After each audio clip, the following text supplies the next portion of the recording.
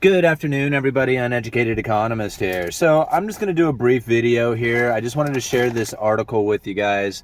It's a CNBC article talking with Fed President Evans, and it's pretty much the same typical thing that we're hearing coming from the Federal Reserve and how they are going to be fighting this inflation with higher interest rates, but now have become concerned that they may be pushing it too far too fast, right? Even Evans is coming out and saying this. Now, Evans has always been a very dovish kind of president who is much more into the easy money policies, so it's no surprise that you would hear Evans have this sort of statement coming, with all the conditions of the economy right now. Because right now we have a lot of people who are very concerned about recession. I mean, you see so many articles out there that are pretty much talking about not if, but when the recession hits, and that there is no way that we're going to avoid a recession or have any kind of soft landing. I mean, that kind of stuff is all out the window.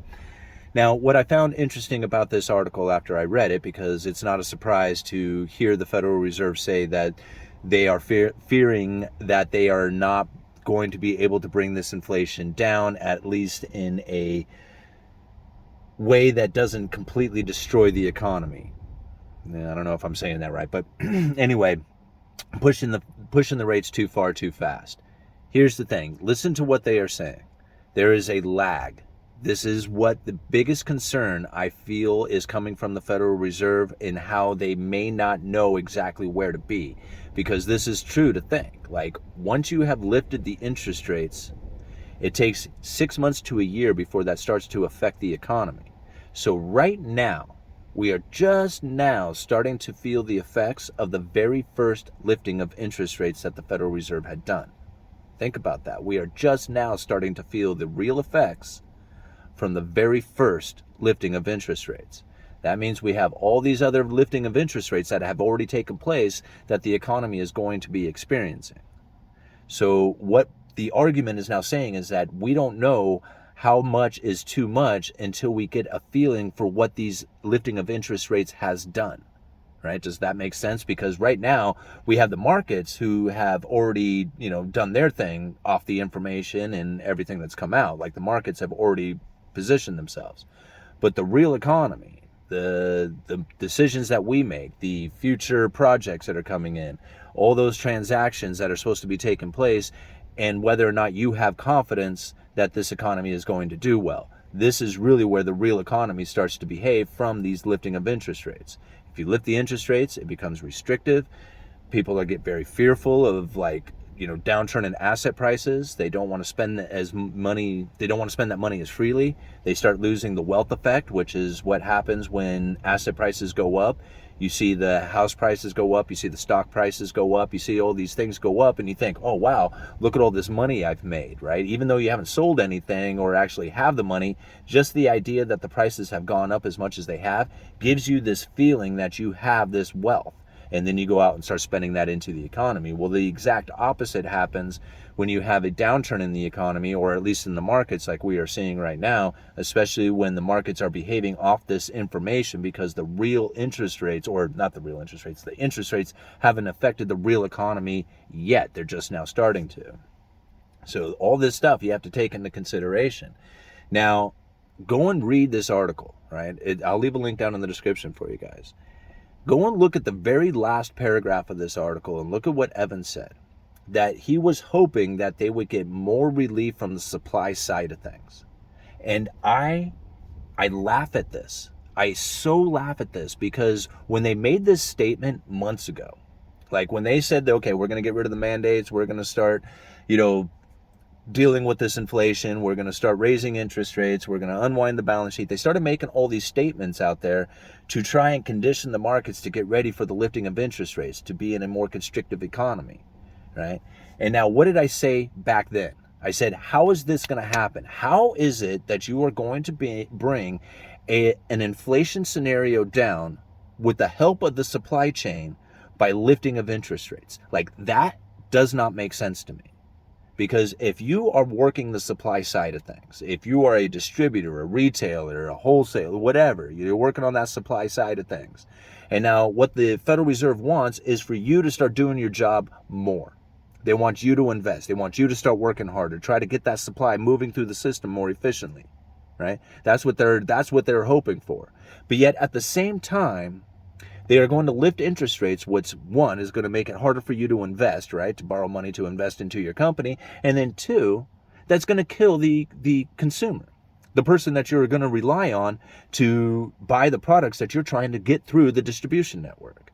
So the Federal Reserve is looking for help from the supply side of things at the exact same time doing things that is going to be very cumbersome for the supply side to fix. Does you see where I'm kind of getting at here? Like if you were going to try and damage the consumer from going out there and making purchases to try and get the inflation to come down, right? Because you don't want them working as hard. And then say we want help from the supply side of things, meaning that you want the supply to start flowing through the economy. And you're going to lift interest rates, making it a burden on them. So how is that going to work? I mean, that's where, like, if people say the Fed has lost control, if that is a real game plan, like if that is really the strategy that they're using to try and bring inflation down, it's going to fail. I mean, I said it was going to fail months ago, and now here we are, and Evans is scratching his head going, I thought we would have gotten more help from the supply side of things. I wonder why we didn't. Well, maybe we should watch Uneducated Economist, because he said it wasn't going to work anyway, right? I mean, I'm not trying to brag it up saying that, I'm smarter than the Federal Reserve, but when the Fed said that this was what they were going to do, I said it wasn't going to work then. And that wasn't what the real plan is. They want to keep the inflation scenario going. They want to keep the inflation expectation running hot. Now, I don't care what anybody else says out there. This is what they had asked for prior to the COVID restrictions, lockdowns, all that stuff. I mean, I bring it up all the time. John Williams' speech, Monetary Policy for a Low Neutral Interest Rate World. Just Google that. Go and look at it and go and read that. I'll go and get the speech. I'll leave a link down in the description for you guys. Go and read the speech. Look at what he said. The Federal Reserve is facing a much bigger problem of inflation expectation that is running persistently too low rather than too high. That is exactly what he was saying inside of that speech. Well, right now, they have an inflation expectation that's running high, and they are loving it. They are getting those interest rates to move up, the Fed funds rate, up to that 5%, which is really where they would want to be. I mean, to be honest with you, I'm surprised they were able to get it past this 2.5%, but they're doing it so fast that they're not able to impact the economy as of yet. Once they do, they're going to have to immediately reverse course and buy a lot too. But because they're moving it as fast as they are, they're going to be able to get past that neutral rate of 2.5% on the Fed funds, where they're neither restrictive nor accommodating, and they're going to be able to go past that all the way up to that 5%, which is where they really want to be, because if they hit a recession, they're going to want to drop that Fed funds rate around 5% to stimulate the economy. And there's no way they can do it, get that interest rate up to 5% on the Fed funds level, without completely destroying the economy.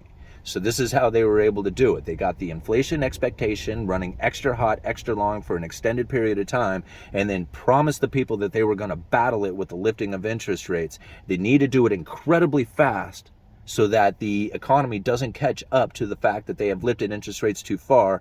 And then once they have it up to that 5%, people are going to be like, oh crap, you've tightened up too much. You're causing undue or unnecessary pain. Everybody is crying about it. And the Fed says, no problem, we're going to stimulate the economy. Just watch us do it by dropping the Fed funds rate back down to from 5% back down to 0. They have the 5% drop in interest rates that they are looking for in order to stimulate the economy, and everybody gets to be happy again with the easy money flowing policies. Uneducated Economist, you guys let me know.